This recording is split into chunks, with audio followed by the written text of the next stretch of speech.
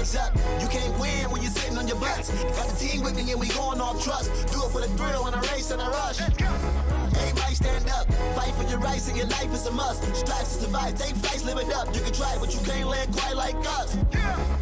Overtime, overtime, overtime. Holiday bonus and pay raise. Do the work, don't complain, we just make ways. Now you see what we on, different pay grades. Now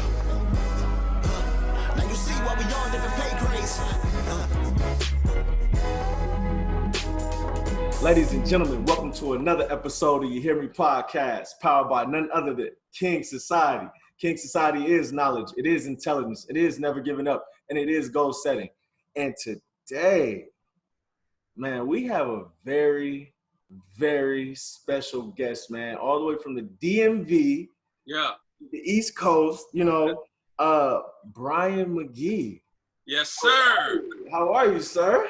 Man, I'm blessed, man. All is well. I have no need to complain. If I did, it wouldn't matter anyway, baby. So let's be great. Yeah, talking. Before we get started, man, I'm going to just give him a couple of your accolades and currently what you're doing on the business side. He's the COO of Mac Renovations and Development, LLC. And he's the CEO of Mac Rental Properties, LLC. He specializes in multiple flips and rental properties. And when it comes to the real estate investing game, man, I'm going to call him a guru. Oh, man.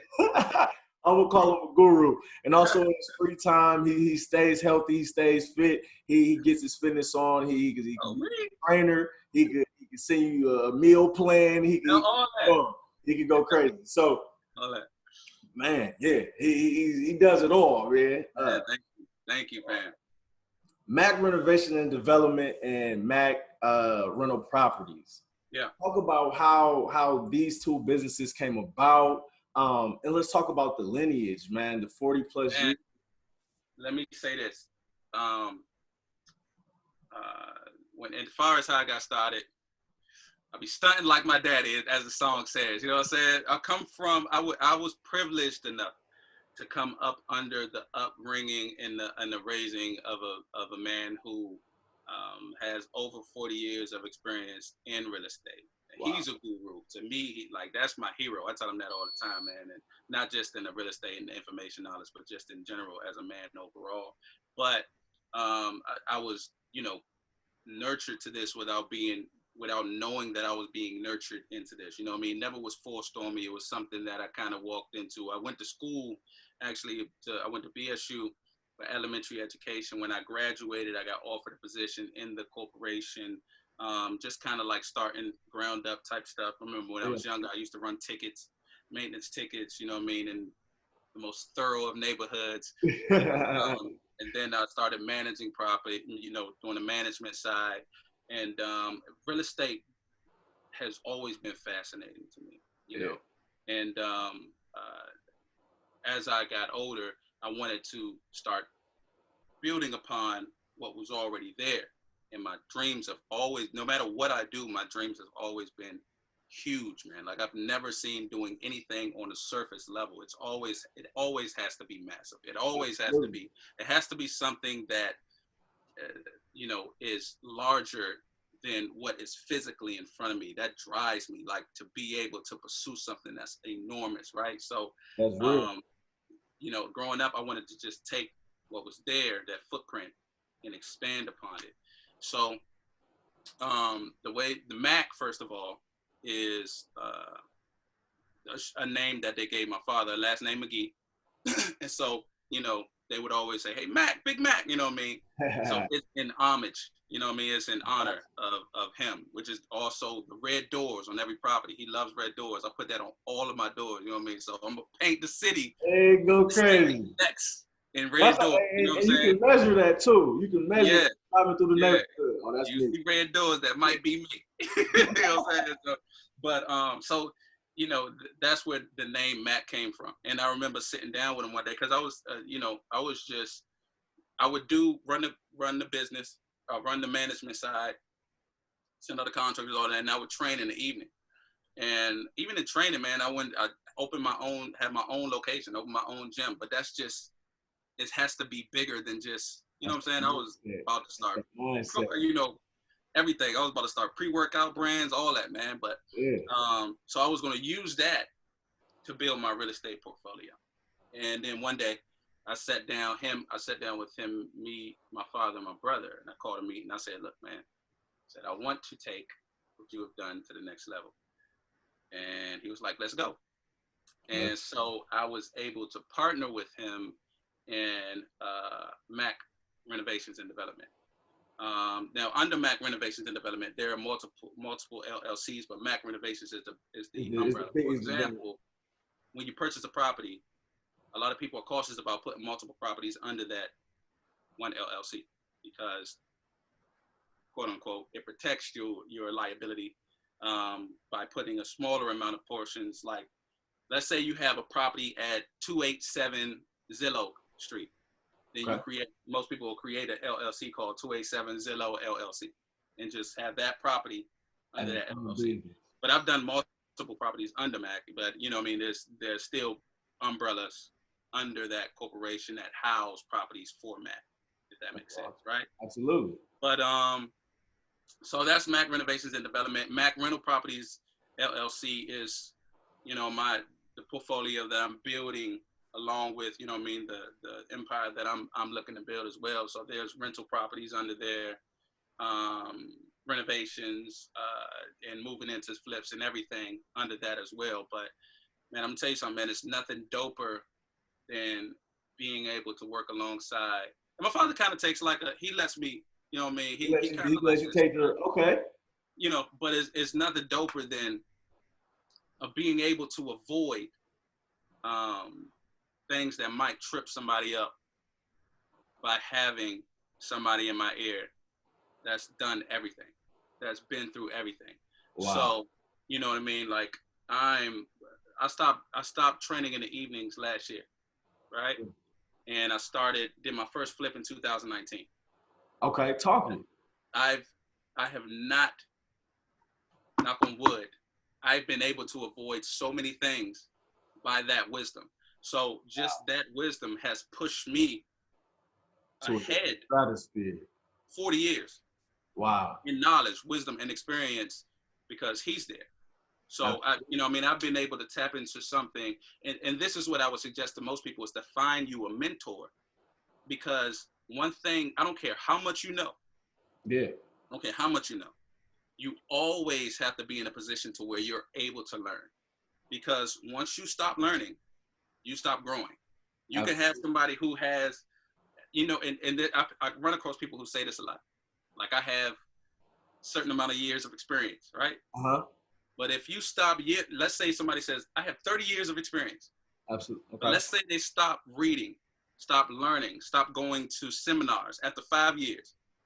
Then you have 30 years of experience, but you only have 5 years of knowledge.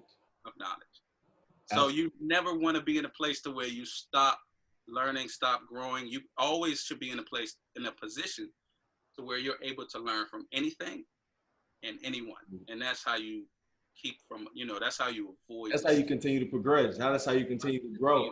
And I mean, that's huge. I hope the youth, everybody listening, you understand exactly what he's saying. Always be a student of the game. Got to.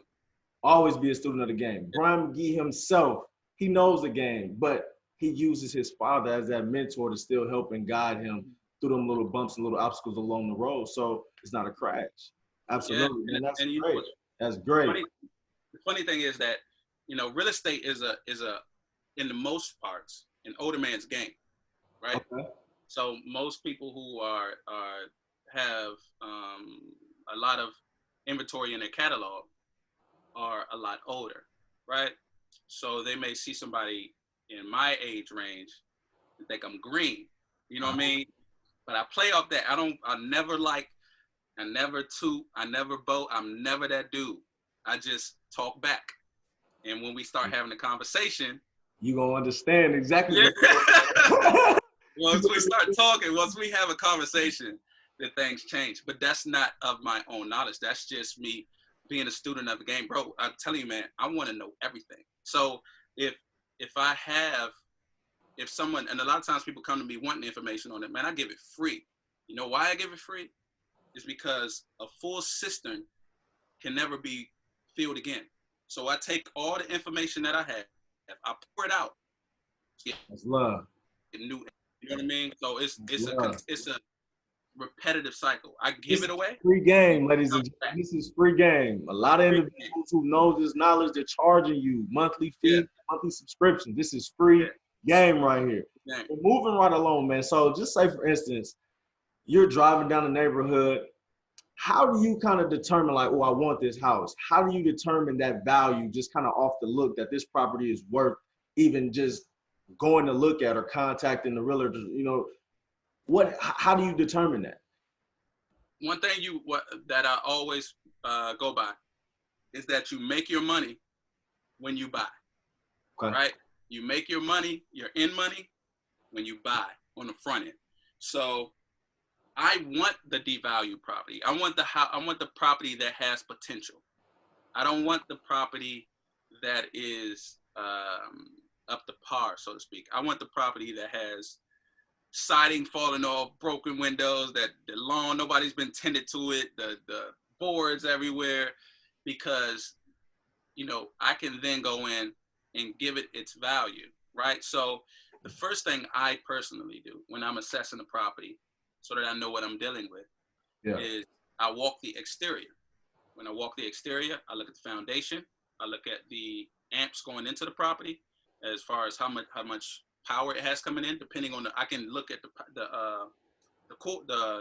ampage on the side of the house to determine how many amps it comes in. I can determine whether it has 100, 150, or 200 pretty accurately, right? Get your notebooks, ladies and gentlemen. Get your notebooks. Yeah. So the amount of amps that comes into the house allows me to determine what I'm able to do on the inside of the house without having to do a heavy up. Wow. Right? Yeah. Depending on the size of the house, 150 amps can kind of get me by. But I don't want to, but okay, so I look at that. Then I walk around the back, right? Yeah. And when I get to the backyard, I'm looking for a condenser, which is your air conditioning fan. That's the heart of your AC. If I see a condenser, 9 times out of 10, they have ductwork, which means I don't have to worry about the ductwork expense. Unless I'm opening things up where ductwork is running and I want to relocate the way the ductwork runs, right? Okay. But for the most part, it already has ductwork and it has enough ampage to power the AC and condenser. So that lets me know that 9 times out of 10, if it has an AC condenser on the outside, it has a furnace on the inside, right? Which means that it's already been powered. Also, that also goes back to the amps and the circuit breaker box, that it has a breaker for the furnace, AC condenser, you know what I mean? So I don't have to worry about that. If it does not have that, if I walk around the back and I don't see a condenser, I don't care what condition it's in. It's powered for it. I don't care if I got to put a new one in. It's already the breaker's already there. Not tripping. And you do all the renovations yourself in house, right? Huh? You do all the renovations. The whole thing. I keep in house, ladies and gentlemen. He's a one-stop shop. Oh my God! I got my own crew, and this is what I tell people too, right? Money is easy, bro. Money is easy. They print millions of dollars every single day. If you learn how to speak the language of money, money will follow you no matter where you go. You don't have to trip about money. If you find loyal people, that's hard. That's hard to find. Keep loyal people. Don't stress about money. Once you learn how to, you know me, how money operates, you'll always have money. Money is not hard to get. Money is hard to get for the people who make money hard to get, who say money is, you know what I mean, who stress about, who chase money and not greatness, who chase, you know, a financial end and not becoming the best version of you. Then money will be difficult. But money's not difficult. Loyal people are. So I got, for the most part, man, my team is solid. So I don't change nothing out of the house. So I go to the next house, my team coming with me. I get a project, my team is there with me. So we are, you know, it's a smooth process. You know what I mean? Pretty much at this point know how I want this to run, and they want to know what I want that to look like. They like, okay, so you can put this here. We know each other now. You know what I mean? They didn't build that chemistry. Yeah, exactly, man. So I don't change up when it comes to that. Yeah, so it's all in house. So when I look at the property, I look at those things. And then if it has a condenser, has a furnace, I know it has ductwork. If it doesn't, then I know I got that expense.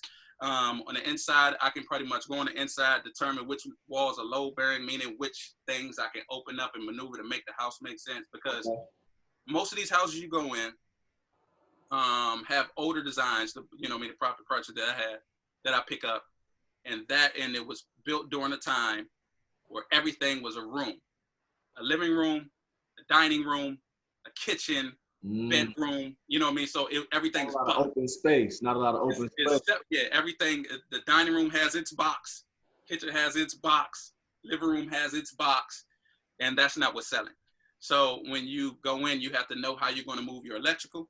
You're going to have to know how you're going to reroute your ductwork. You're going to have to be able to look at a space and see where you can add a full bathroom. Because again, in most of those houses in DC anyway, there's one bathroom upstairs, and then the middle floor, you might have a half bathroom and nothing in the basement. You know what I mean? So at this point, you at least need a bath of some sort on each level. Half bath, full bath, full bath. You need at least 2.5. You know what I mean? Depending on the floor. Absolutely. So you have to be able to see where your main is coming in, how you're able to tap back into it easily, so where your extra bathrooms, just all this stuff that you begin to pick up on to make. So now I can kind of pretty much walk through a property in and out less than 5 minutes and know if it's worth it or not, because I know where I can put different things. That's awesome. Is there any books you can recommend to anybody who's trying to be in your shoes? That he's going to grab them. Okay, hold up. Talking books. You gonna ask me about books? Man, get some books so these people can know exactly what man, just so they can something refer to something, put their hands on something. All right. This is my guy. There we go. Earl Nightingale. It's called Lead the Field. Right? That's one. The One Thing. Fire. Right? Gotta get that. The One Thing. This is like one of the dopest real estate books there are. I read this book I don't know how many times. There's so many basic principles in here. This never gets boring. You gotta get that. Dope dude right there. Go. Think and Grow Rich. I'm telling you, man, everything is mindset. Everything is mindset, bro. That's a solid. This is the one I just got finished reading not too long ago. Amazing book. I have so many. Everything in this joint is like outlined, underlined, circled. I'm talking. Crazy. This is nuts, man. I'm talking about the principles he lays in that. So much. I like this so much that I just got this book from him. I'm reading this book now. Nice. Yeah, nice. So books, man. I mean, okay. Now that you tapped on books, millionaires have principles that everyone can follow, but choose not to. Waking up early in the morning, reading regularly, setting your declarations early in the day. Like, it's just principles that if you begin to apply, I promise you'll see things change. Absolutely, bro. No matter what you do. No matter what you do, no matter what your profession is. Yeah, no matter what it is. That's super dope, man. Let me ask this question because, this is huge. Everybody thinks when it's time to get in real estate, you need $1 million set aside, 100,000, 50,000 set aside just to get started. Can you speak on a startup cost when it comes to the real estate game and to real estate investing? Do you necessarily have to have $1 million or 500,000 in your bank account just to get started and get a business going, or can you start $0 in the bank account? Like, can you kind of talk through that process? It's so many directions you can come in with that, because what a lot of our people in our community don't know is that when you own your property, or when you purchase your own property, you have essentially tapped into equity, right? Mm-hmm. And this is something that other communities have known that our community has not known or doesn't know how to utilize. A lot of kids are sent to college through equity in the property, through, let's say a family purchases a house. And I'm gonna get into the, starting in real estate and all that, but I just want to say this principle. No, absolutely. Say a family purchases a property when the kids are like 2 years old. And we all know it's not a secret that some neighborhoods increase in equity a lot faster than other neighborhoods increase in equity. Probably right. Right? Well, let's say that we're talking about a neighborhood that increases in equity rather fastly because of community, population, location, area, and all those things that go along with equity. Absolutely. They purchase a property when their children are like 2 years old, right? They buy this property for $200,000, right? When their kids are 18, getting ready to go to college, that property is now worth $600,000. They have haven't done a refinance on the property, they pay $100,000 on that property at now. But they can refinance for 75% loan to value of that property, meaning that they can cash out up to 75% of that $600,000. Wow. Means their kids don't have to worry about college, tuition, None books, of it. school, cars, travel, none of that, right? And it's just at their exposure, but our community doesn't know how to tap into those things. So for people who want to start in real estate, you already have started by, one way is if you have purchased your home. At a certain point, once you get to a certain point, you've increased in equity and then decreased what you owe on that property, which gives you the ability to cash out refi. Now they want you to use that expense as for, rehab, building up your property. But if you take that money and invest it and get it back, it was never missing anyway. You understand what I'm saying? Absolutely. It's still there. It doesn't matter. And you can, then begin to do things on your personal property. But these are things that you have at your exposure, one, by owning the property. And there's so many ways to utilize that, bro. Wow. And I'm just talking about things that our community just kind of, it passes us by. And this is just one thing you can easily tap into by just saying you own your property. I have a friend of mine, and I'm not going to give out specifics, but he's about to do a cash out refi for 6 figures. And he's been in his home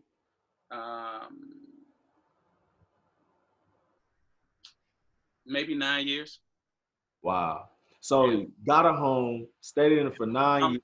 I'm kind of showing him how to make his money, make money. You know what I mean? So I've been kind of talking him through the process. But about to cash out 6 figures, and he's getting a lower interest rate, which means the payments that he's going to be making on that money that he's taking out is only a couple $100 difference, and he's about to rent it out because I'm going to show him how, which means that somebody else is going to be paying that difference anyway. These are just things that are practical, bro.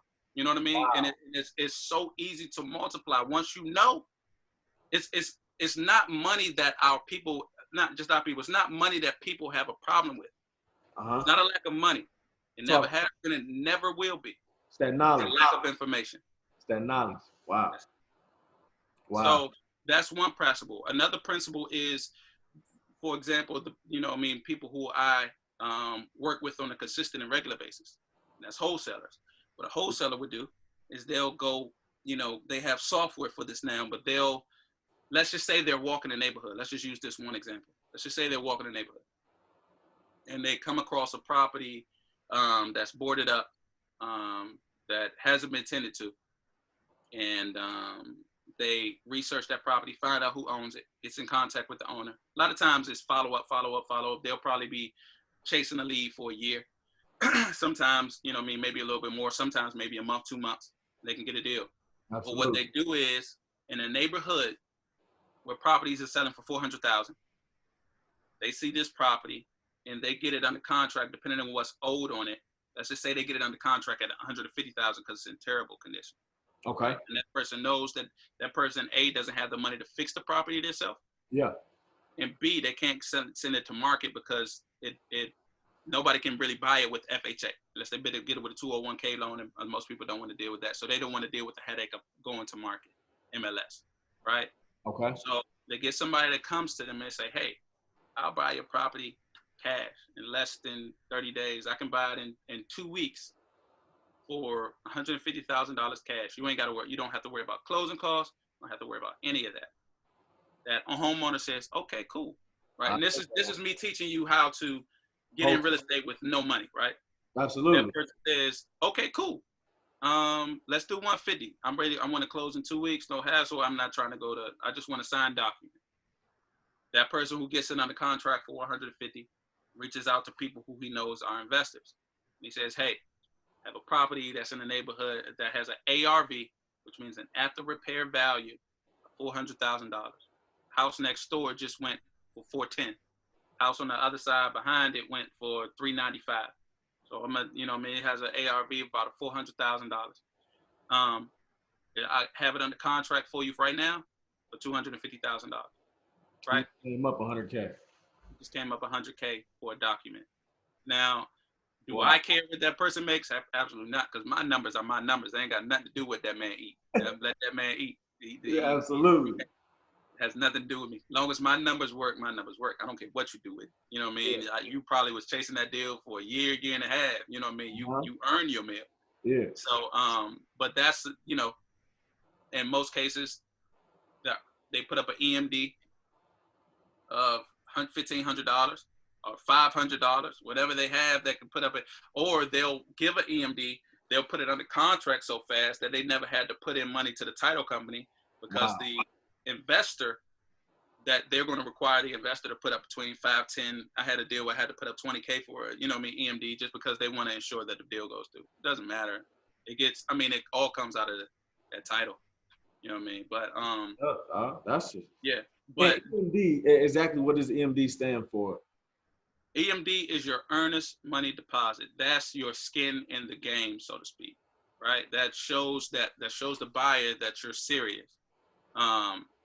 If you don't write your contract properly, it's non-refundable. But if you know how to write your contract, then, you know, and it doesn't work out, then you can get your EMD back, depending on the amount. So for an investor, it's typically $5K to $10K, what you put up for earnest money deposit. But your first time, the person who has that contract, some cases don't put anything into the EMD because they, like I said, they sell the contract so fast that the actual investor already took is the one putting up the EMD. Mm-hmm. Wow. Or they'll hold the contract from title until they get a suitable buyer and then send everything to title with the buyer's EMD. But in most cases, I mean, they can put up an EMD of 500 because it's a different world of earnest money deposits between the typical home buyer and the investor. Wow. It's just a different amount that's put down. So you go to a typical home buyer, they don't expect you to put up $5K. You tell them $1,000, they're like, okay. Yeah. You know what I mean? Wow. That same wholesaler comes to the man. That's a solid way to get into the real estate game. No money. No money. Yeah. Walking around the neighborhood, scoping out a scene, figuring out just trying to add some value. Yeah. Making a couple phone calls, and boom, you too could have maybe $100K. It's just hustle, man. That's it. That's it's it. Just hustle, man. It's information and application, bro. That's it. That's information and application, ladies and gentlemen. It is information and application. That's all it is. We're gonna go to right now. We're gonna kick it to our sponsor really quick. Our sponsor today is Amani Community Services. Amani Community Services is a domestic violence and sexual assault agency serving the state of Iowa since 2014. It is the only culturally specific agency in Iowa and was formed to serve the needs and interests of African Americans who have been traditionally underserved. While Amani Community Services is a culturally specific agency, we serve everyone. So why are our services culturally specific? Culturally specific services are designed with a focus on the values, behaviors, expectations, norms, and worldview of the culture, which is emphasized at every level of service delivery. Amani Community Services offers individual and group counseling, personal and legal advocacy, referral to children programming, and more. All of our services are free and confidential. For more information, call 563-564-5392 or call our 24/7 crisis line at 888-983-2533. Amani Community Services, envisioning a world free from abuse through peace, love, and understanding. First and foremost, before we get started on these couple other questions, is that the Dallas Cowboys in the background right there? I'm glad you see that. And look, and that's been there for years. Since, you know what I'm saying? This ain't no new. That ain't no new paint, baby. That ain't no new paint. You know what I'm saying? That's Quincy Carter era. That's all that. Is that the Dallas Cowgirls in the background? Man.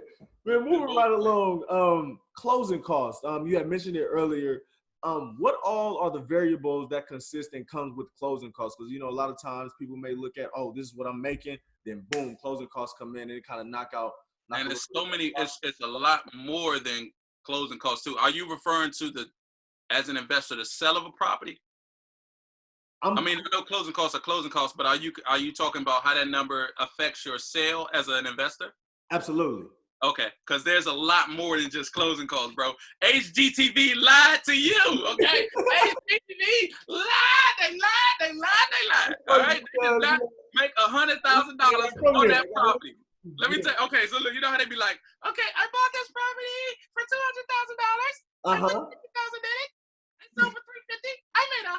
That's not true. Thank you. Break that down for us, because it is a not lot more into that. true. There's gonna be nothing further from the truth, G.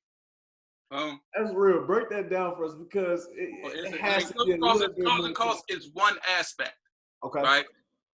But I'll address closing costs, and then I'll give you a few other things that you concern yourself with as an investor, right?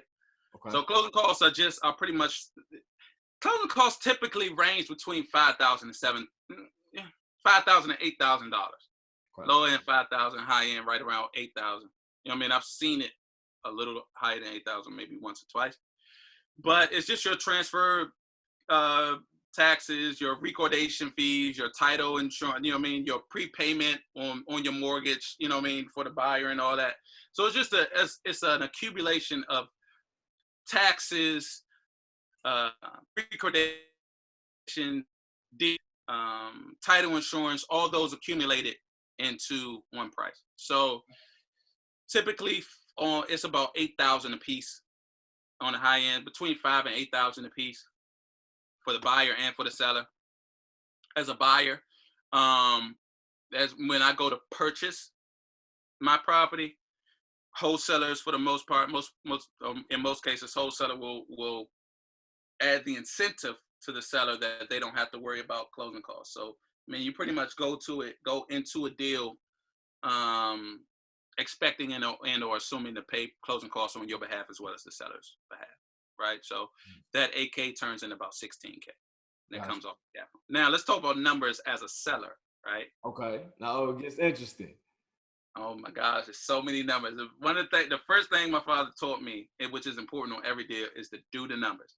I remember I would come to him and be like, yo, this deal, blah, blah, do the numbers. And that'll be it. That's do the numbers. it. Click.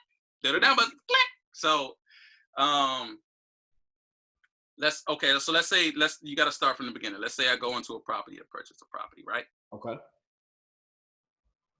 Most investors are using other people's money, which is a hard money loan, right? They're not just, I mean, you have some cases where the investors like, you know, I'm just going to use cash and use their own cash and don't have to worry about the extra fees, right?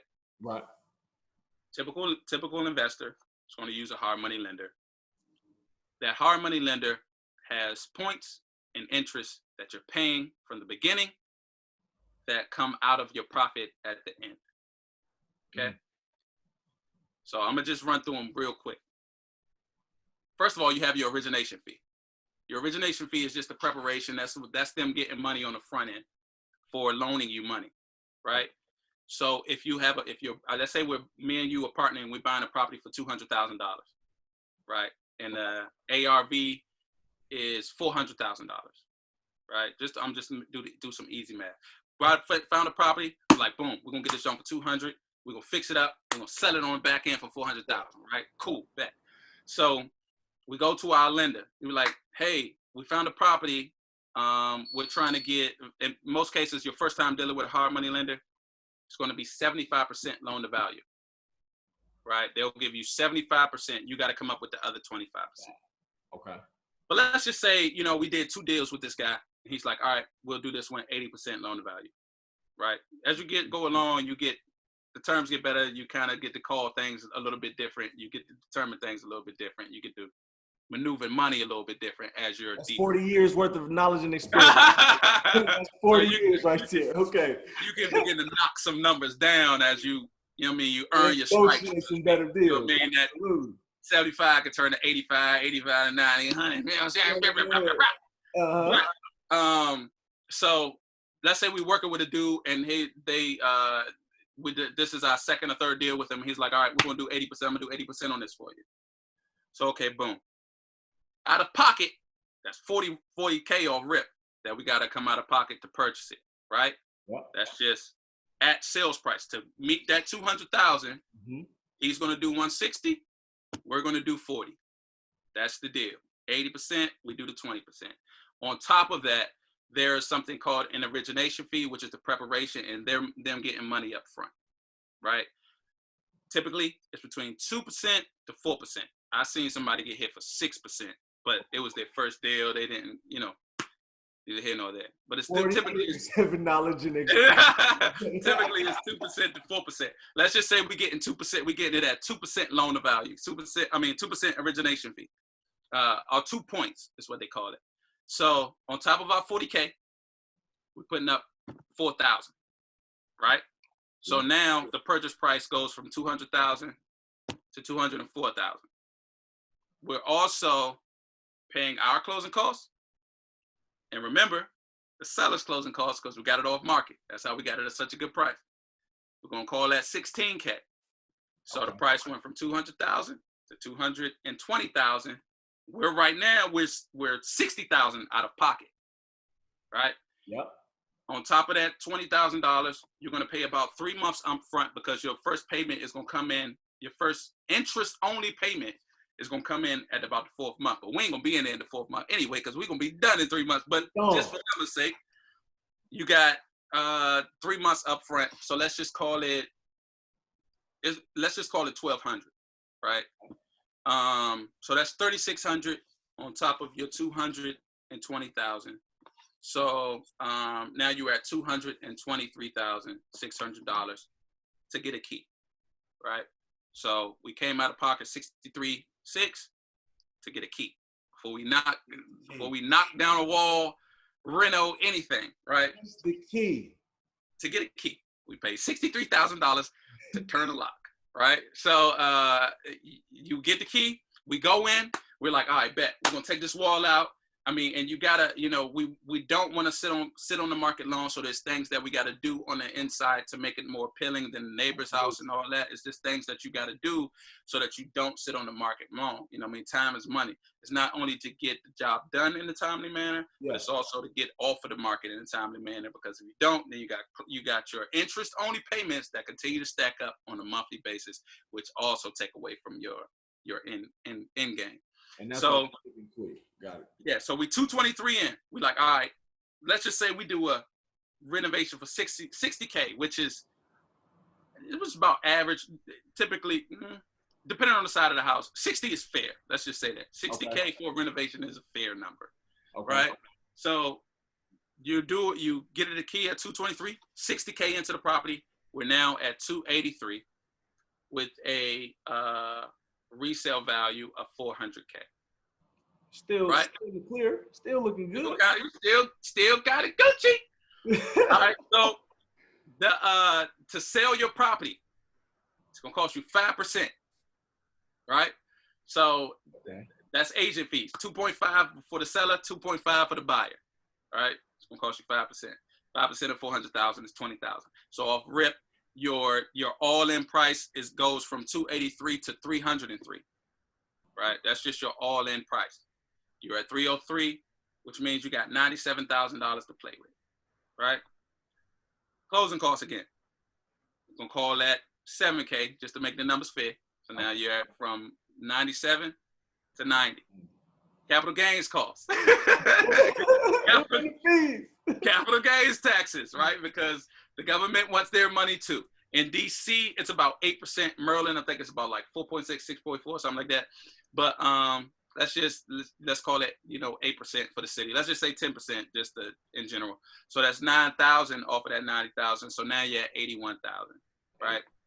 Top of that 81,000, you also got your personal taxes, but you can, you have expenses to offset, right? You got expenses, but typically you're looking at about, your return is for that one particular property. It's like an 80K return that you're splitting between two partners at 40K.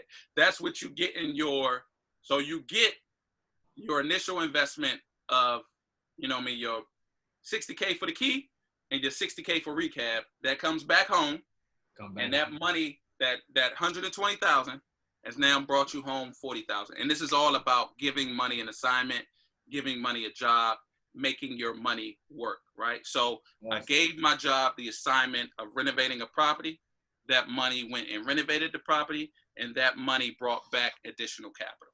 Wow. Right. And this is all part of making. I don't know if people just caught that, but he just looked at money as a tool almost. As an employee. As an employee. It's an employee. As an Stop employee. calling money money, because if you call money money, you only look at it as paper, which means you can do whatever you want to do with it. But if you give that money the assignment of being an employee who works for you, Yeah. start looking at it differently Wow. and utilizing it differently. That's So now that money is not just paper, but it has an assignment of going out and bringing me back more of its kind, because it works. Its kind. It works for me. It works for me. It works for me. I don't work for it. I ain't mad. That's You real. know what I'm saying? I don't work for it. That's real. It works for me. That's real. That's real. Mhm. At what point did that mindset change for you? I mean, I don't know if you always had it, but was there a specific time in your life where you was like, boom, nah, I'm looking at this the wrong way? No, I think I would say that over the last 2 years, my understanding of how money works has changed extremely. Like the ambition, the hustle, drive. That's all. I just hungry. You know what I mean? I just always kind of wanted. I wanted to be the best version of me, regardless of what I don't care what I'm doing. If I go out and paint curves, I'm gonna have a whole team of curve painters. And I'm gonna take over Maryland, and then I'm gonna take over Virginia, and then you know what I mean? Like it's just I want everything. I don't want a little bit. I don't want second. I don't want to be I want to be the baddest one that ever did it. The greatest. Whatever I do. That's but my understanding of money has grown in how it works over the past 2 years, and really over this year, and it's come with reading, man, and just and being in a position of learning. Podcast, bro. I would like, I spend my mornings with my declarations and my goals, reviewing that regularly, and my nights seeing how much I've gotten closer to my goals. Wow. And I listen to seminars on how money works, because you got to understand it. Absolutely. You know what I mean? Absolutely. And so my understanding of it has grown a lot over the past 2 years. Just how it. Let's say you're in a room, and I tell people this. Let's say you're in a room with two doctors, right? Okay. They're talking about you. You're in a room with two doctors talking about you. And they're like, all right, so this is what we're going to do with Solomon, man. We're going blah, blah, blah, blah, blah, whatever. They're talking like doctors. They're talking about a surgery that you need to have. You don't know what the heck they're talking about because they went to school for that. They're talking like doctors talk. Absolutely. Let's say you're in a room with two accountants. And two accountants are talking about the best way to handle your money. And they're talking about your money. You're in a room. You're 2 feet away from them. But you don't know But nothing. you have no idea what they're saying because they're talking like accountants talk. Financial literacy has its own language. And there can be money working all around you, over your head, beside you, whisking all around you.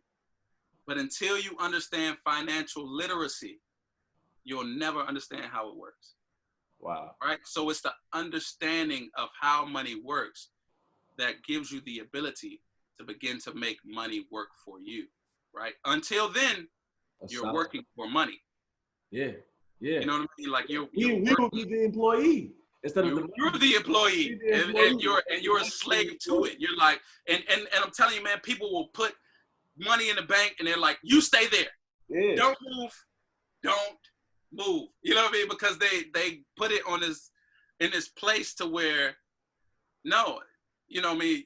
You're there, but you need to be going back. You know, the banks use your money to get more money. Yeah. No, that's you real. Know what I mean? That's real. On a regular basis. In the bank, so the bank can go make more money while you sitting there. And money is losing its value. You know what doesn't lose? Money loses value, but what does not lose its value is equity in a property. You know what I mean? That will increase in value because the what's owed will decrease, and equity in real estate will always increase. It may freeze, it may have a dip, but it's gonna go back up. You dig what I'm saying? So, you know, as money loses its value, investments won't. That's what's up. You make the right ones. All gas, no brakes. I love all gas. All gas. Go crazy. No brakes. No, man. Are you only located in the DMV area, or will you fly out to go see other people in different states, different cities? Is that a thing, or or you just staying? Man, I'm gonna be everywhere, fam. Like this is what I'm doing now are building blocks for who I am going to become, right? Like I'm chasing the version of me. I'm chasing the version of me that's 5 years from now. Yeah. Like every morning, every day, you know, I'm chasing that 5 years from now version of me, right? So I'm gonna be everywhere. Mac Renovations and Development is a family-run business with over 40 years of experience at the helm.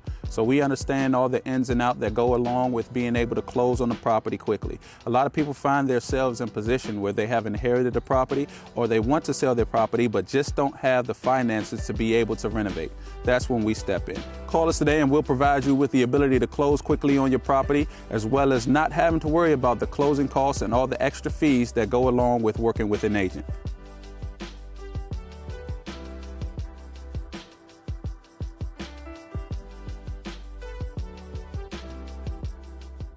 You heard it here. I'm going to podcast. I will be crossing. Make sure you hit Brian Magee. We're gonna make sure you put all his information in here. Even get him on the get his ad in here as well, so he can talk his talk. So make sure y'all hit this man up. He knows what he's talking about. He's gonna take you. If you're looking to sell a house, he's the perfect person.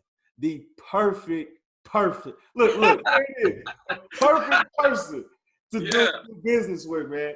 And right in fitness, bro. You done showed your guns about 40 times on here already. Look, can you point out some key factors and things like that allowed you, man, to be healthy and be on the drive that you're on, have this energy, this vibrant energy. Let's talk about that a little bit. Can you talk about that fitness journey? What do you eat, maybe, or you know what I mean, or it's just the daily routine, the daily regimen, the consistency, the determination, and the drive just to get it done. Yeah, you said it though. Consistency, man. Consistency always wins. You know what I mean? Consistency and growth and information. But when I first started working out, I was 130 pounds. Oh, I'm trying to think if I even remember you being that small. I was $130. I was 130 with all my clothes on and a hoodie, wet.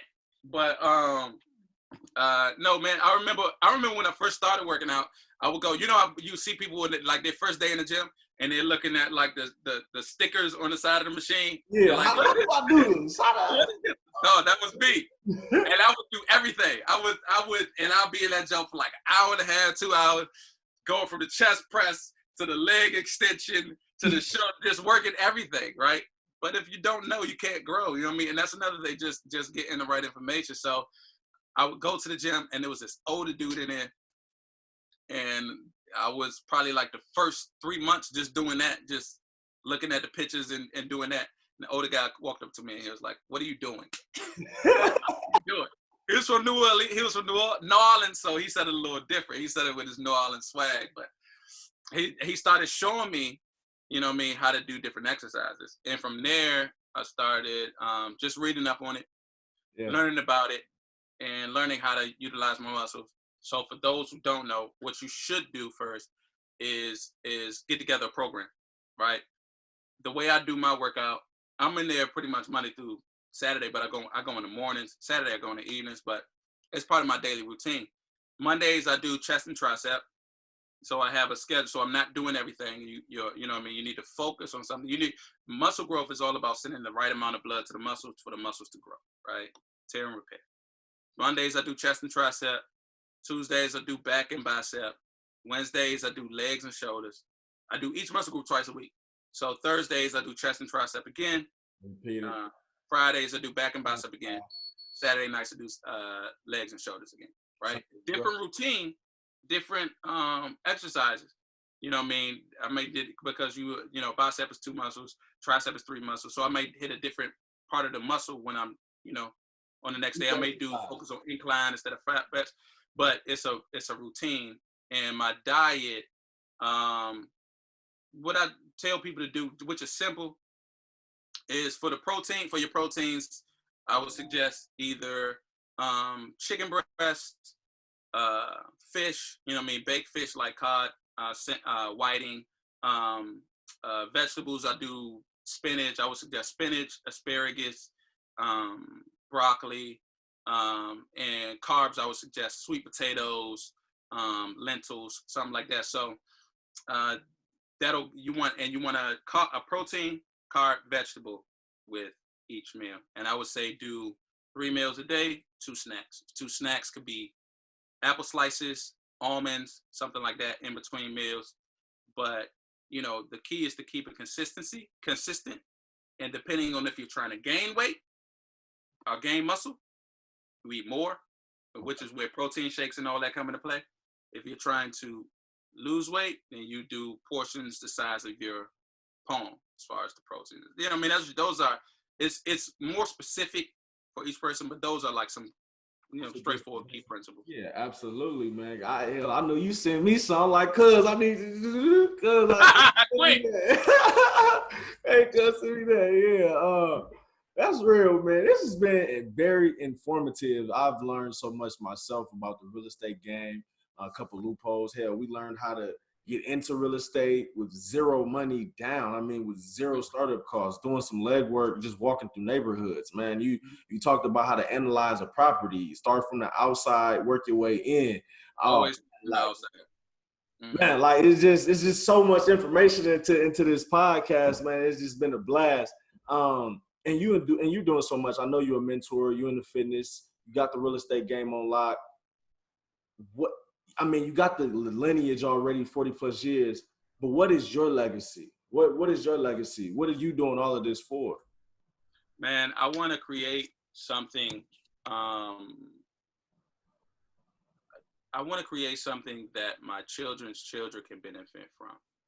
I want to be, not just my work, not just my physical work, but my actions, my words. But a big part of my heart is giving back also, right? So that's real. This past summer, we went. There's an area in DC that is in need, so I went, and did a give back there. This Thanksgiving, I'm sponsoring some families. Which is, if you listen, I need one more family in the DMV. One more family. One more family for Thanksgiving. One more family for Thanksgiving. One more family for Thanksgiving, and then Christmas, I'm doing a toy drive. But bro, I want to. Like when I say this is stepping stones, these are bricks. Like what I'm doing now, I think the reason that I'm not distracted by it or slowed down by it. Mm-hmm. It's because it's so much more that I'm looking to accomplish. Strip malls, hotels, motels. I mean,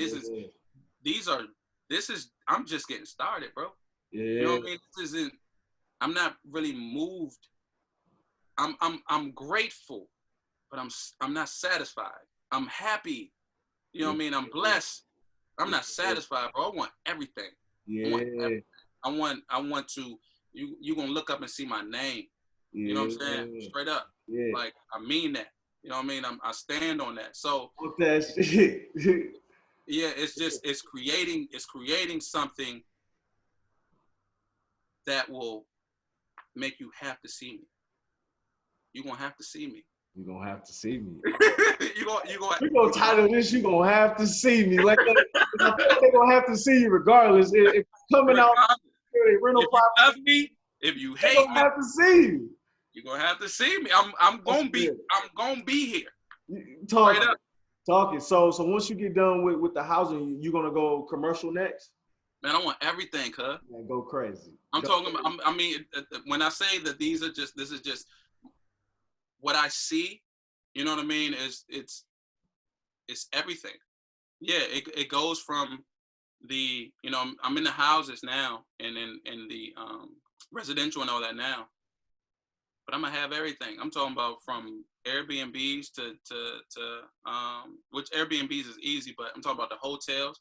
I'm talking about the strip malls. I'm talking about the locations, hotels on islands. I want all of that. I need all of that. I need everything. Because it's in my field. So if it's part of what I do, I'm gonna need all that. I need all of it. I'm gonna need all of it. He's mastering his craft, ladies and gentlemen. He's a master of his craft. He's a master of his craft. So that's my focus, man. I don't wanna keep it at one level because, I wanna keep chasing. Absolutely. what I'm saying? That keeps So you hungry too. That keeps you hungry too, man. It keeps you motivated. It keeps you hungry. It keeps that drive. Like you just said, it just makes sure you never satisfied, man. Yeah. Never Yeah. satisfied. And a key element of this, which is I'm sorry I didn't speak on this before, is it's self-development. You know what I mean? You want to make sure that you are the best version of yourself, and because that's how you accomplish. You know what I mean? Those things. It's not because you could chase a thing, get a thing, and not be satisfied. But if you're chasing the best version of yourself, you'll be satisfied every step of the way because you're becoming better, right? And that's an endless journey. It's endless. So, what I would suggest for suggesting anything else in regards to investing, in regards to success, in regards to, I don't care what your field is become the best version of yourself. It's self-development, right? Go to seminars, read books, get a mentor, and just work on you. Become a better you. Help people. You know what I mean? Be someone that is always looking to help someone else. Be that person. Be someone who's always willing to learn. Like, don't be a know-it-all. Be willing to learn in every situation. Like, humble yourself. And this is how you grow. This is how you reach different levels of success. Be humble. Man, that's real. Ladies and gentlemen, look, man, y'all heard it here first on You Hear Me podcast. We didn't talk real estate investing. Yeah. He just dropped some knowledge on you just a second ago.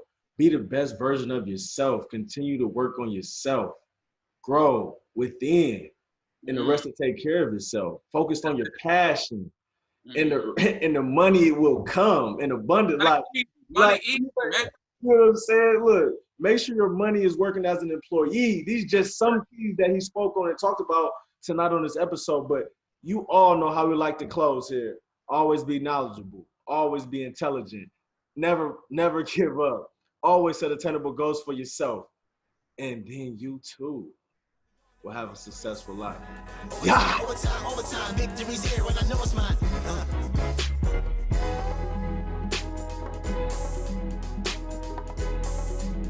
Blue boy.